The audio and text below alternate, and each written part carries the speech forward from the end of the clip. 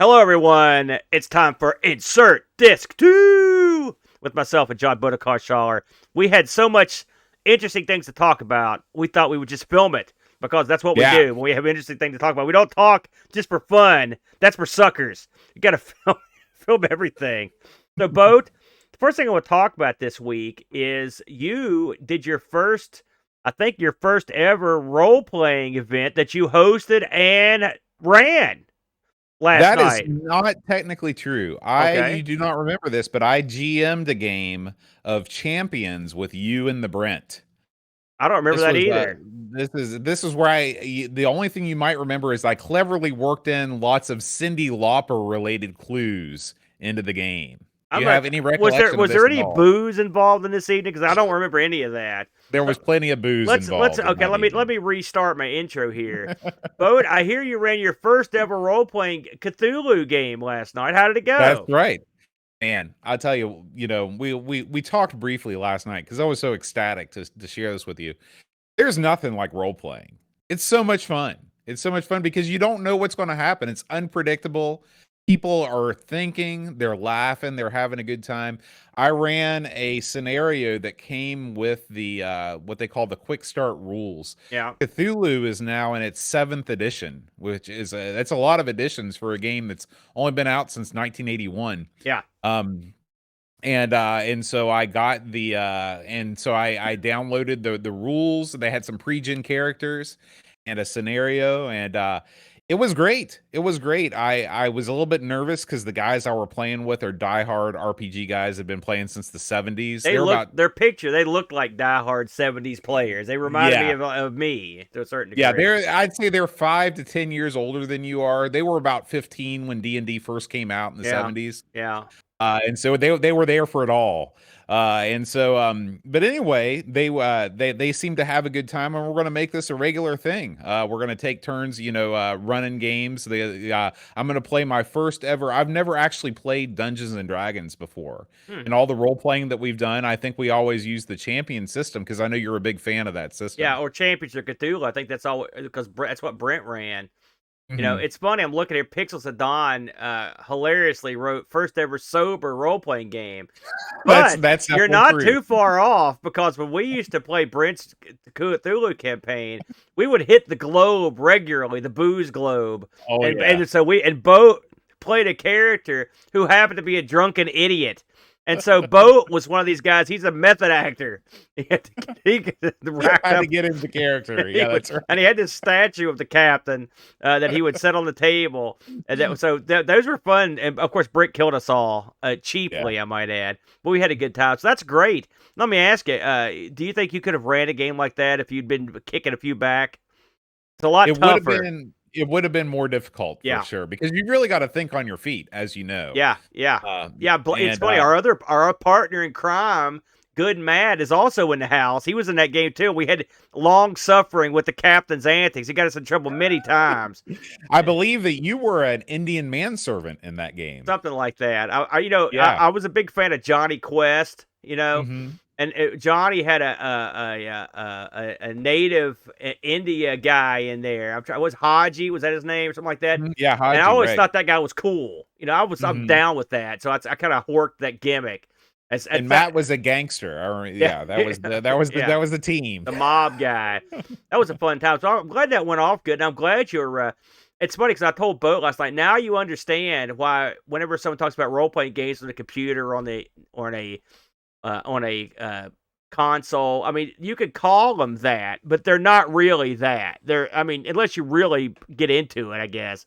But I mean, Right. and even playing role playing games like on TeamSpeak or via Discord, it's just not the same as being at the same table. It does lose a lot in the translation. You can still do it, don't get me wrong, and have a good time, but it's not like being there because when someone does something dumb or has a great role, you can't pat them on the back or whack them, if you're Right. on the table. Right. So I'm glad that And went. I'll tell you, and it was the first time that I've ever sat behind the screen That's Yeah. the ultimate feeling of power is Yeah. when you set up the screen. And I paid big bucks for the official Cthulhu screen. I was So surprised that you were picking Cthulhu to run for your first game, but you could do a lot worse because it's actually the rules for it are pretty common sense. I think I yeah, find. and well, what's funny is I tumbled down this rabbit hole thanks to Discord because on the Discord, uh, we were talking about there's a series of books that I guess were really popular in the UK that if we had them here, I never saw them. But they're like choose your own adventure books, but you actually have dice and Oh, there's combat I and saw you stuff in guys talk them. about that. Yeah, I had those. I've got. In fact, I still Okay. have some And I in was like, there. man, I Yeah. couldn't believe that because if I would have had those when I was a kid, I would have loved In them. fact, And that TSR actually licensed their own set of books like that. They also have. oh, They also make solo adventures that are modules. They're just like a D&D module. You use D&D rules, but they're solo, and you use like exactly. disappearing ink and stuff to play through them. And So they so exist. what that led me to was buying one of those like a Cthulhu type books and downloading some solo Cthulhu modules and running through those. And I was like, man, why am I doing all that? I could just run the real role playing game. And so I started getting into role playing, and I spent all last week just reading about role playing stuff and getting back. And this is another one of my I'm in one of my moods. Oh, yeah. I dropped so much money on role playing stuff Well, last week. no, I can, don't do and that. so You don't need to. don't be alarmed if at some point in the future there's going to be a big Amazon truck that's taking it all back. Well, you listen. The 'Cause thing, there's no reason to spend big money. Seriously, because the one thing, I make up my own rules. I mean, I play an amalgamation of rules when I run stuff like Dungeons and Dragons because the rules are secondary to your ability as a storyteller to make the scenario come to life for your characters. And yeah, I find that the rules, and a lot of times, get in the way of the good time of the players. Not so much thwart me, but that's a conversation for that time. I was pleased to see that you actually took that off. So good for you, Bode. I'll be playing at your table again sometime in the near future. It'll be a lot of fun. absolutely. Now we got to get to the meat of the Insert Disc 2, which is Aaron's Happy Fun Time Extravaganza in Vacation Oh Land. yeah, well, just briefly, I was out last week because I took my son on a trip. I guess a couple trips. The first part of the week we stayed at the family. We've got a small house, and I mean that in every sense of the word, a tiny house that's on the river in Clay County, West Virginia, and we stayed there. We're the first time anybody stayed up there. But it was me and Luke, and it was a lot of fun. I really enjoyed it, getting the place Did in you get order. scared at nighttime? Absolutely, because the funny thing about this house is there's a house next to it. There's a RV on one side of us. That's my uncle's RV that he parks on our property. On the other side, there's a full-fledged house that had one of these lights in the yard, like a street light. But at Mhm. night it would only blink on and off randomly. And it was, Oh and man. so, and the house, they haven't put up curtains or shades in the house, so all the windows are wide open, and there's tons of them, including, and the door is a big window. So the second night we were up there, there was an electrical storm, and I'd also put Wow. some, I took some of the lights off the arcade that blinked, the solar ones, and I put them on Mhm. the rail up there. And so when the thunderstorm was going on, the lightning, we couldn't tell if the lightning was lightning, the light next door was lightning, or the porch lights were lightning. So it was just all the time. And Luke, I woke up It's at like a strobe light while you're trying to sleep. I woke up about 3 in the morning, and I looked over because they bought these two gimmicks. Think of like an ottoman, okay, like Mhm. square. These things Right. fold into single beds. It's Yeah. quite Yeah. amazing. And I slept on one for 2 nights. I'm not saying it was glorious, but it's okay. I got Mhm. sleep. But I woke up at 3 in the morning that second night during that electrical storm, and I looked over, and Luke's on the other one, and his eyes are as big as pie pans. I'm like, having trouble sleeping. He goes, yeah, yeah. I was like, don't worry, man. And it was a real neat experience to be up there when that happened. So we had a couple of really fun nights up there. By the way, you can't get any television stations. You can't get any over-the-air digital television stations. I tried to get you couldn't get any radio stations. You've got no Wow. cell phone. I mean, you're out there, dude. Yeah. So that was kind of neat. And then we also went up to the Air Force Base, National Air Force Base in Dayton, Ohio. I think it's Wright Mhm. Patterson. We went up to the museum up there, and that was a lot of fun. It's got America's Air Force and air history from basically the Wright brothers all the way up to pretty much modern Yeah. stuff and stuff in And space. And what these museums are is they're essentially huge airplane hangars. Yeah, So, yeah, you know, you can go there and you can see everything from the earliest planes all the way up through spacecraft and yeah. all kind. There's when I was there, they had the B-2 bomber was Yep, there. it's still So, there. They had SR-71. They had the president's plane. I think it was Bush's or Reagan's plane in there, Air Force One. These are full size, real planes. They had the Boxcar, which is the plane that dropped the bombs on Nagasaki. Enola Gay is on display, I believe, at the Smithsonian. That's the one that dropped the bombs on Hiroshima. And listen, you need to keep these stuff. It's a constant reminder of what war is. mhm, I think everyone should take their kid. This should be mandatory for every class that's nearby to go to this place because you need to see what's going on. They had a room full of missiles, Minutemen mhm. missiles. They were stories and stories high, these rooms. And you need to see this stuff and you need to understand the destructive power and it's funny it's interesting when you go to war, you see someone on TV and you're not really affected by it or whatever, but you need to understand what it's like, what kind of destructive power that we possess and how it changed. And it's and I'm not saying that like, oh boy, we got lots of destructive power. You need to think of the ramifications of the use of such power, I guess is where I'm Yeah, going here. So yeah. it's not only just an interesting thing for audiophile or for aerophiles and people that like airplanes and helicopters and spacecraft, but it's also something to make you think. So really enjoyed that, and then we finished the trip off with a trip down to the Great Wolf Lodge for some swimming. We swam for about 5 hours, boat. If you could believe that, multiple pools and Now, water slides. did you run out of time? Were you unable to hit the Family Fun Center? We did hit the family fun. Oh, I'm glad you reminded me about that. Yeah, we hit a family fun center. Played tons and tons and tons of games there. It's funny to see retro games that are still sort of in the mix. There's a big, huge centipede game. It's like 3 players. It's enormous. It's like, it stands as floor to ceiling, and Mhm. it's like a dot matrix sort of display. It's really cool. We played one of those. We've also played what was it, the Galaxy or something like that? There was another one we played that was like it's the same thing. It's like slant on like what you used to play because you use like mounted light guns to play it. You don't actually play with a Mm, joystick. right. And then we played a game that was you played air hockey, right? This was Pac-Man air hockey. It takes place on a square table. We could have 1 to 4 people play it. I guess 2 to 4. And there's a little dispenser of pucks on one side. I guess it's three players. And every once in a while, it'll drop a puck, and then eventually, sometimes it just drops like 12 pucks, and you're just Mm. madly trying to get it into So your it's opponent. almost like a reverse Hungry It Hippos. is, and it was so much fun and very clever. This thing, Yeah, you know, yeah. they had a Connect Four that you play with basketballs. You're shooting hoops, so you're trying to hit Oh, the that's hoops. cool. Oh, it was great. That was really So fun. that's a you would recommend that location. Sure, it's a play. Actually, there's multiple locations. There was an outfit called Scene 75. And Okay. they've got multiple branches all over the place. So if you're near one, I guess it's sort of like the old Killian's or Dave and Buster's.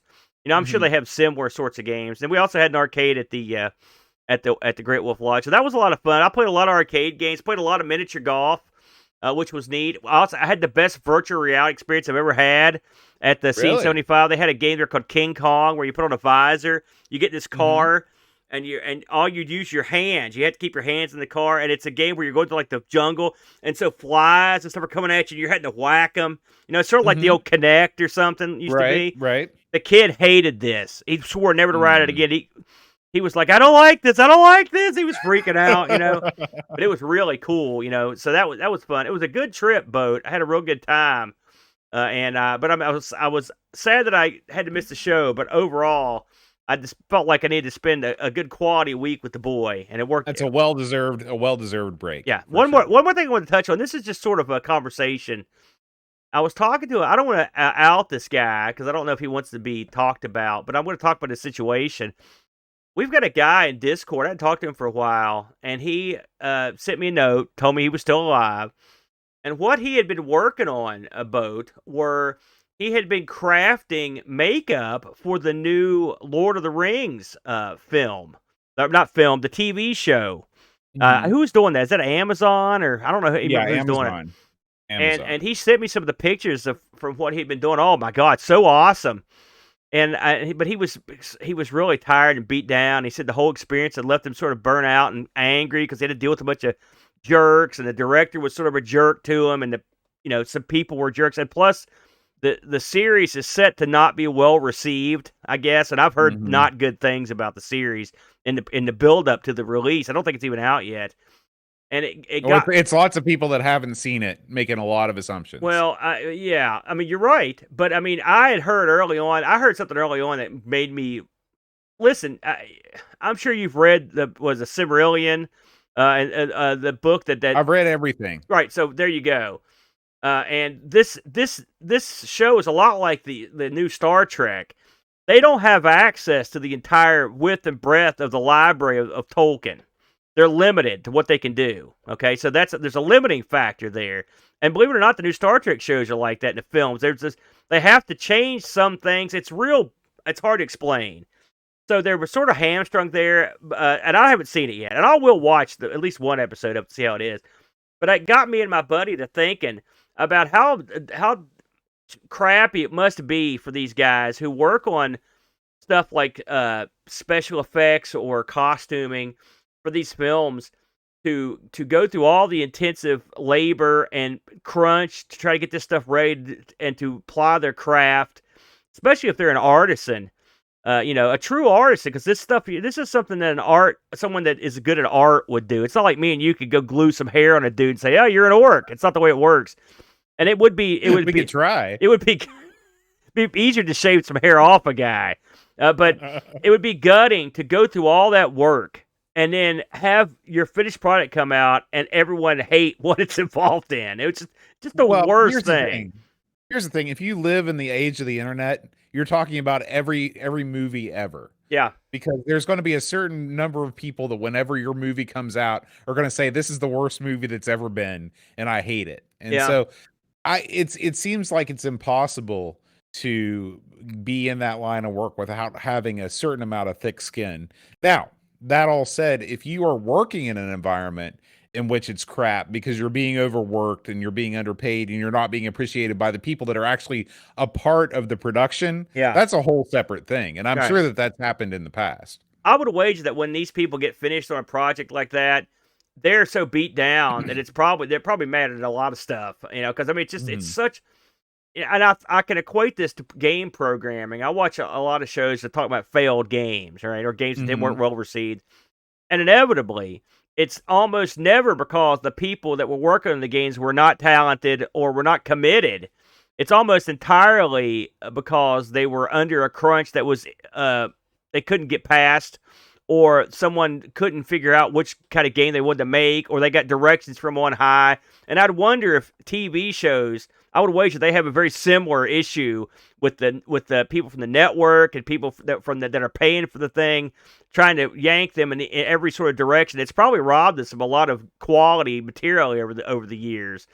So you Well, never yeah, I know. mean, it's the same deal where you've got your bean counter side, and you've got your market research side, and you've got your creative side, and all three of those sides are at loggerheads all the time Yeah. because they all have conflicting views on how a project should go. Yeah, Duncan mentions that those making the Marvel show effects now are in a situation just like our friend that we're talking about. And yeah, you can anytime you're in something that's not well received, it's got to be a gutting feeling. It's a bummer. Listen, we don't like it when someone hates our episodes, and we're putting far less time into it than someone that would be involved Yeah. in making an orc outfit. Hey, speaking of Hollywood, one last little topic I wanted to bring up, and that is the sad passing of Judo Gene LaBelle boat. I don't know if I've talked to you about this.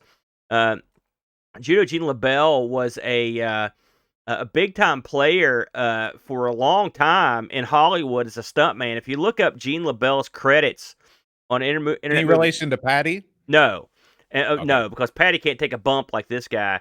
This guy's literally been in hundreds of films, and like up until like the '90s, he was working, and he died. I think it was 81 or 89. So he worked well past it. When you would normally work as a stuntman. He also was a pro wrestler, and he was named Judo Gene LaBelle for a reason. He was a judo practitioner and one of the earliest MMA type stars, I guess you could put it. He had a rep as a big time shooter back in the day. There's a very famous story in California where they had put the Californian world version of the world title on a guy named Bearcat Wright. Bearcat Wright was a African American guy. Technically he was probably the first African American world champion back in the day. But Bearcat was a guy who had a temper. And when it was time for him to relinquish that belt to do the favors to another wrestler, they put the other wrestler in there, and he beat the crap out of him and just pinned him, like for real, And so the promoter was like, "All right." So the next time he had a title defense, I can't recall who was supposed to be in the title defense. But that guy couldn't make it, and instead the Hangman came out, this masked guy, and everyone knew that the Hangman was Judo Gene LaBelle. They said Bearcat Wright left the ring, left the arena, and drove to St. Louis. This is for real. That night in his tights, he was not going to mix it up with Judo Gene LaBelle because that's the kind of respect that Judo Gene had. There's another story where Judo Gene LaBelle met Steven Seagal, who said, "There's no way you could choke me out," and he choked him out. And Seagal said that you couldn't do it again, so he did it again. So he choked out Seagal. Is that the defecation incident? Could be. I don't know that part of the story. That's a big part of Steven Seagal's legacy is that he soiled himself by being choked out by a guy. That can't happen. I saw some guys get choked out, and I've heard tell of that. Judo Gene also was famously refereed the really what some people consider the first big time MMA bout, although it was a work. Between Muhammad Ali and Antonio Inoki in Japan. That horrible battle. If you've ever seen it, it's world famous for its horribleness. Was that televised? Oh yes, it was on closed circuit.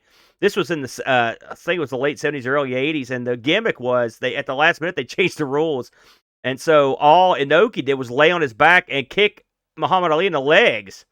And Muhammad Ali spent the whole fight bad mouthing him. It went like the full distance. This thing. It was dreadful. The undercard featured Andre the Giant versus Chuck Wepner. If you know who Chuck Wepner was, he's the guy he was the host of the People's Court. No, that was Judge Wapner. Chuck Wepner was the guy who Rocky was based on. And the reason Rocky was based on, he was known as his nickname was like the Bayou Bleeder. He was this journeyman boxer.